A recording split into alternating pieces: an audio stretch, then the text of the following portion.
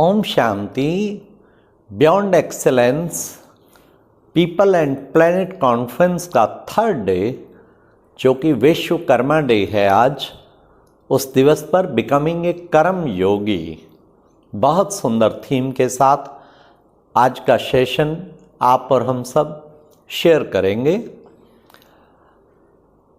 सबसे पहले विश्वकर्मा डे की सबको बधाई हो, इंजीनियर्स को, आर्किटेक्ट्स को, कारीगर को, सभी शिल्पकारों को, सभी को इसकी खूब खूब बधाई हो। थोड़ा सा विश्वकर्मा के बारे में बताना चाहूँगा। हिंदू धर्म में विश्वकर्मा को विशेष जो है शिल्पकार का और निर्माण एवं सर्जन का देवता मानते हैं। इस दिन सब कारीगर विश्वकर्मा पूजा, उसकी पूजा करते हैं। विश्वकर्मा की जो कहानी बताई जाती है, महर्षि अंगिरा का ज्येष्ठ पुत्र बृहस्पति की बहन भुवना, जिसको ब्रह्म विद्या भी प्राप्त थी, और वो अष्टम वसु महर्षि प्रभास के साथ उसकी संतान जो हुई वो थे प्रजापति विश्वकर्मा, जो कि कहानी मिलती है हमें। अब आपको हम इसके बारे में बताना चाहेंगे। आज का विषय विश्वकर्मा डे, यही एक विशेषकर कारीगरों का दिन है, जो कि एक प्रेरणा देता है। कर्म योगी, कर्म योगी, हमें कर्म योगी बनना है, कर्म को त्यागने वाला नहीं बनना, बिकमिंग ए कर्म योगी। तो आज इस थीम पर मैं कुछ विचार शेयर करूंगा। कर्म के बारे में ही पहले ले लेते हैं। हमारे श्रीमद् भगवत गीता में भी कर्म के बारे में बहुत कुछ कहा है। सबसे पहले तो अध्याय 2 और उसके श्लोक नंबर 48, योगस्थु कुरु कर्माणि, योग में स्थित होकर तू कर्म कर। उसमें कर्म को त्यागने के लिए नहीं कहा, लेकिन योग में स्थित होकर कर्म कर। संत्यक्त्वा धनंजय, हे धनंजय, योग में स्थित होकर कर्म कर। सिद्धि असिद्धियों समो भूत्वा समत्वम योग उच्यते। समभाव वाला बन, इस द्विधा में ना रहो, पता नहीं लाभ होगा हानि होगा, क्या होगा क्या न। समभाव, समत्वम योग उच्यते, उसको योग कहा जाता है। तो योग में समदृष्टि होना एक बड़ा अवश्य है। तो सिद्धि और असिद्धि की चिंता ना कर, लेकिन तू कर्म कर, कर्म किए जा, कर्म बहुत अच्छा कर। और योगस्थु करो कुरु कर्माणि, योग में स्थित होके कर्म करेगा। तो फिर दूसरे अध्याय के ही 50वें श्लोक में स्पष्ट आया, योगः कर्मसु कौशलम। और जब तू ऐसा कर्म करेगा तो उस कर्म में कुशलता मिलेगी। कहीं कहते हैं योग लगाएंगे तो कहीं एक्सीडेंट हो जाए, मैं ड्राइविंग कर रहा हूँ योग करूँगा तो एक्सीडेंट हो जाए, मेरा कर्म फेल हो जाए। No no no, not at all. हमारे यहाँ कुरुक्षेत्र यूनिवर्सिटी के सर्टिफिकेट पे लिखा होता है, योगः कर्मसु कौशलम। योग में स्थित होके कर्म करेगा तो तुझे कुशलता प्राप्त होगी। इसलिए अगर हमें कर्म में परफेक्शन नहीं मिलती, कुछ भी डिफेक्ट रह जाता है, कुछ भी कमी रहती है, उसका कारण हमारा योग कट था। योग में कर्म गलत नहीं होते, योग में कर्म और ही अधिक श्रेष्ठ होते हैं। इसलिए योग में तो कर्मों में कुशलता आ जाती है, तभी कहा योगा कर्मसु कौशलम। वैसे भी साइकोलॉजिस्ट ये कहते हैं कि आप कितना भी इंटेलेक्चुअल वाला काम हो, ज़्यादा से ज़्यादा आपकी मन बुद्धि वहाँ पे 15-20%, और बाकी सब फैली होती है, और वो सब कॉन्शियस माइंड में छुट और चीज़ें भी चल रही होती हैं। और कर्म करते हुए जो योग युक्त हो जाता है, जो स्कैटर्ड है इधर उधर वेस्ट चीज़ों में, वो सुप्रीम में कंसंट्रेट कर लेता है, और उससे फिर क्या होता है, उसके कर्म में कुशलता आती है। तो this is the logic behind it. तो हमें हमेशा ऐसे समझ के चलना चाहिए। फिर अब मैं कुछ टिप्स और भी ऐड करना चाहूँगा। ये पहली टिप्स मैंने बताई, फिर और ऐड करना चाहूँगा। सबसे पहला, अगर हम कर्म योगी बनना चाहते हैं तो उसमें एक बात जरूर याद रखें, करण करावन हार, वो परम पिता परमात्मा है। पंजाबी में भी कहते हैं करण करावण आपे आप, मानस के कुछ नाही हाथ। ये गुरु ग्रंथ साहब में लिखा हुआ है कि वो सब कुछ करण करावन हार तो खुद ही है। मनुष्य तेरे हाथ में कुछ नहीं है। तो मतलब भाव क्या है, तुम सब कुछ करते हुए भी अगर तुम ऐसा निश्चय करेगा करण करावन हार वो सुप्रीम है, परम पिता परमात्मा है, वो मेरे द्वारा करा रहा है, वो करणहार भी है करावनहार भी है, खुद भी करता है और मुझसे भी कराता है। तो double power, double engine, perfect work होगा। क्योंकि एक तो आपकी पावर काम कर रही है कर्म पे, दूसरा सुप्रीम पावर का भी आपने आवाहन कर लिया। तो करण करावनहार की स्मृति से आपको एक तो योग भी पूरा रहेगा एक तो, और दूसरा जो है आपका कर्म परफेक्ट होगा, उसमें किसी प्रकार की कमी नहीं होगी। इसलिए इसका विशेष ध्यान रखें। और इसके लिए क्या करें, surrender, surrender yourself to supreme.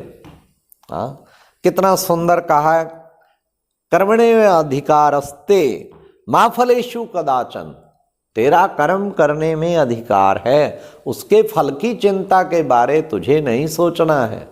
Automatically जब तुम निस्वार्थ निष्काम भाव से हैं, पूरा अच्छी एकाग्रता से कर्म करेगा तो फल तो श्रेष्ठ मिलेगा, लेकिन उस श्रेष्ठ फल को भी तुझे स्वीकार नहीं करना। Surrender everything to supreme. उसको, उसमें लाभ हो या हानि हो, पहले से मेंटली प्रिपेयर रहो, तुम सब कुछ अपने कर्म को समर्पित करके चल। Surrender yourself to the supreme, surrender your karma to the supreme. आप उसके ही निमित्त ये कर्म कर रहे हैं, ये सोच के चल, तो तेरी कर्म योगी की स्टेज बहुत ही अच्छा होगी। इसलिए कोई भी कर्म करते हो तो आप ऐसा सोचो, उसको सरेंडर करके चलो, उससे बातचीत करके चलो कि हे परम पिता परमात्मा, शिव ज्योति बिंदु, ये सुप्रीम सोल, ये मैं आपके लिए ही, आपके निमित्त ही कर्म कर रहा हूँ, ये कर्म आपके प्रति ही समर्पण है।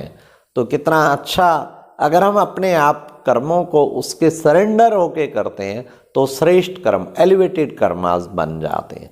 तो वो हमें प्रयास पूरा करना चाहिए। नेक्स्ट, अगर हम कर्म श्रेष्ठ करना चाहते हैं, कर्म योगी बनना चाहते हैं, तो एक और अभ्यास करें। क्या? आई एम पपेट, मैं एक कठपुतली हूँ। तो कठपुतली हूँ तो कठपुतली अपने को समझ के चलेंगे तो उससे भी कर्म श्रेष्ठ होंगे। तो मुझे कठपुतली अपने को समझ के चलना। कठपुतली तो पीछे से बंधी हुई है, जैसा चाहे जैसा ड्रामा, तो ऑलवेज समझो I am the puppet of that supreme. वो मेरे को जहाँ बिठा रहा है, जहाँ खिला रहा है, जहाँ सुला रहा है, जैसे चला रहा है, ये सदा सोच के चलेंगे तो इसको कहते हैं कि हम एक पपेट बन के कर्म कर रहे हैं। अपने को पपेट समझ के चलना तो मैं तो कठपुतली हूँ। फिर कोई कितना भी आपको अप्रिशिएट करेगा कि मैं कठपुतली हूँ, करण करावनहार तो वो है और वही करा रहा है और उसने किया। उस जो कठपुतली को नचा रहा है उसकी महिमा करनी है। लाभ या हानि, क्रिटिसिज्म हुआ तो भी उसको स्पुर्द कर दो, और श्रेष्ठ अप्रिशिएशन हुआ तो भी उसे स्पर्ध कर दो। हम तो एक कठपुतली है ना, एक पपेट है ना, तो उससे भी हमारी स्टेज एक कर्म योगी की बन जाएगी। कर्म योगी की स्टेज बनाने का ये तरीका है। 5th पॉइंट, बिकमिंग कर्म योगी। कर्म योगी बनने के लिए एक एग्जाम्पल सामने हो तो हम सहज फॉलो करके कर्म योगी बन सकते हैं। तो एग्जाम्पल है पिता श्री ब्रह्मा एंड मातेश्वरी जगदम्बा, ये founding father and mother of our institution. इनका जीवन सचमुच एक कर्म योगी की तरह था। इनके जीवन को हम समझें, कैसे लास्ट तक भी पिता श्री ब्रह्मा ने कर्म को नहीं छोड़ा। ये देखिए, लास्ट डे ब्रह्मा बाबा जब संपूर्ण हुए 18 जनवरी को, उस दिन भी पिता श्री ब्रह्मा ने कर्म किए। पिता श्री ब्रह्मा की अलौकिक जीवन में कभी भी 3-4 दिन ऐसे नहीं मिले सब कर्म छोड़ के तपस्या में लग गए। नहीं, कर्म योगी जीवन सदैव बना कर रखा। 18 जनवरी का दिन मैं थोड़ा वर्णन करता हूँ। लास्ट डे, उस दिन आत्मा संपूर्ण होने जा रही थी पुरुषार्थ करते करते। उस दिन तो व्यक्ति सोचता है अभी क्या कर्म, अब तो मुझे जाना है, एकदम वहीं एकाग्र रहूं। लेकिन नहीं, उस दिन भी पिता श्री ब्रह्मा ने, काफ़ी सारे पत्र आए हुए थे, सभी पत्रों का जवाब भी दिया। और जो जो कार्य पेंडिंग थे, कहाँ हाल बनाना है, कहाँ क्या करना है, चंद्रहास बच्चे को बताया। और जो जो कर्म थे सब चीज़ें दादी जी को सब स्थान जो दिखाए। और ये सब करते हुए भी वो पूर्ण फ्लाइंग स्टेज में भी थे, बड़ी ऊंची स्थिति में भी थे। और इवन महावाक्य भी, मुरली भी लास्ट चलाई। आप देखिए, कर्म को नहीं त्यागा। और फिर उसके बाद उड़ चले। पंछी हाथ में हाथ हो, लेकिन स्थिति कितनी ऊंची, उधर डूबी हुई परम पिता परमात्मा में। तो कर्म योगी की स्टेज वास्तव में ये, ऐसे ही मातेश्वरी जगदम्बा भी लास्ट में अंगूर खिलाते हुए, बच्चों को दृष्टि देते हुए, तब वो लास्ट में गई। इससे हम एक लगा सकते हैं कि कर्म का कितना महत्व है। हमें बिकमिंग ए कर्म योगी, हमें कर्म योगी बनना है। तो हम ऐसे एग्जाम्पल सामने रखेंगे तो उसमें हमें बहुत स्ट्रेंथ मिलेगी कर्म योगी बनने की। फिर विशेष बात जो कर्म योगी बनने पर वो है कि हमारा सोल कॉन्शियसनेस स्टेज होगी, तभी हम कर्म योगी बन पाएंगे। कर्म योगी माना क्या? बिकमिंग ए कर्म योगी का मतलब क्या कि कर्म करते हुए भी योग रहे। अब योग किससे रहे? योग परम पिता परमात्मा से रहे। लेकिन वो कैसे रहे? वो आत्मा समझ के परम पिता परमात्मा को याद करेंगे तभी ही रह पाएगा। इसलिए हमें क्या करना है? वो तब रह पाएंगे जब हम सोल कॉन्शियसनेस की स्टेज में होंगे। जब हम ये भूल जाते हैं सोल और रोल, मैं सोल हूँ और ये रोल प्ले कर रही हूँ, तभी जो है हमारा कर्म योग की स्टेज खत्म हो जाती है। अगर ये दोनों बातें रहें, सोल, मैं सोल हूँ और अपना रोल पार्ट प्ले कर रही हूँ शरीर के द्वारा, तो इसके लिए पुनः पुनः अपने को रिमाइंड कर्म कराते हुए याद रखें कि कर्म किसने किया? मुझ आत्मा ने इस शरीर रूपी कर्मेंद्रियों के द्वारा किया। कौन देख रहा है? देखते तो है ना कर्म करते हर वक्त। कौन देख रहा है? मैं आत्मा इन नैनों के द्वारा देख रही हूँ। कौन सुन रहा है? मैं आत्मा इस मुख के द्वारा बोल रहा हूँ और सुन रहा हूँ, कानों के द्वारा सुन रहा हूँ। ये पुनः पुनः कौन सुन रहा है, कौन देख रहा है, कौन बोल रहा है? जो भी आप करते हैं, ask your self, who am I, who am I, who is doing, who is speaking, who is listening? So just ask yourself again and again, and you will become a point of light. And when you will become a point of light, your connection will be perfect with the Supreme. And that connection is called the yoga, meditation. और उस योगा की स्थिति में, meditation की स्थिति में हमें स्थित होना है। इसलिए सोल कॉन्शियसनेस की स्टेज को हम जरूर अपने अंदर बुद्धि में बिठा के रखें। उससे हमारी कर्म योगी की स्टेज बहुत ही सुंदर बने। कुछ भी ना कर सकें, योग भी ना, आप केवल जो कर्म कर रही है आत्मा, केवल वो स्मृति अपने को कराना शुरू कर दें। और जब आत्मा बनेंगे तो ऑटोमेटिकली आपका परमात्मा से कनेक्शन जुड़ेगा और आप परफेक्ट कर्म योगी के एग्जाम्पल बन जाएंगे। तो हमें प्रयास करना है कि हम, और फिर सबसे बड़ी बात, next point, I am telling the 10 point. तो I have mention 6 point, now 7th point, कि अपने कर्मों को ईश्वरीय सेवा अर्थ, कुछ भी आप ड्यूटी कर रहे हैं, लेकिन what is the ultimate goal behind this? अपने मन को समझा के रखें, what is the purpose of this Karma. समझो आप बच्चों के लिए धन पैदा करने गए, धन कमाने गए, तो केवल पर्पज, लिमिटेड पर्पज बुद्धि में नहीं रखें कि मैं बच्चों की पालना के लिए धन कमाने के लिए गया हूँ, ये जॉब कर रहा हूँ। नहीं, वो बच्चों की पालना भी होगी और उस धन में से कुछ शेयर मैं सेवा में भी लगाऊंगा, और वो मेरा कितना बड़ा भाग्य बनेगा। ये बच्चों का कार्य तो एक ड्यूटी है, एक फर्ज है, निमित्त मात्र, लेकिन असली चीज उसमें से कुछ पूंजी का हिस्सा मैं सेवा में भी लगाऊंगा। तो आपके कर्म वो ईश्वरीय सेवा अर्थ हो गए। और बच्चों की भी पालना क्यों कर रहा हूं? क्योंकि ये बच्चे भी आगे विश्व नव निर्माण का कार्य करेंगे। ऐसी भावना से धन कमाया हुआ और उनकी पालना उससे होगी, जैसा आप सोच के करेंगे वैसा ही हो जाएगा। तो ये एक अपने अंदर बुद्धि में सोच के चलें तो उससे हमारी शक्ति बहुत बढ़ जाएगी। तो हमें अपने अंदर लक्ष्य रखना चाहिए, उनको सेवा अर्थ समर्पित करके चलें। नेक्स्ट है, I am instrument not in charge. मैं तो केवल एक इंस्ट्रूमेंट हूँ। जो हमें अधिकार मिले होते हैं वहाँ इंचार्जशिप आ जाती। इंचार्ज ना समझें, हम अपने आप को इंस्ट्रूमेंट समझें।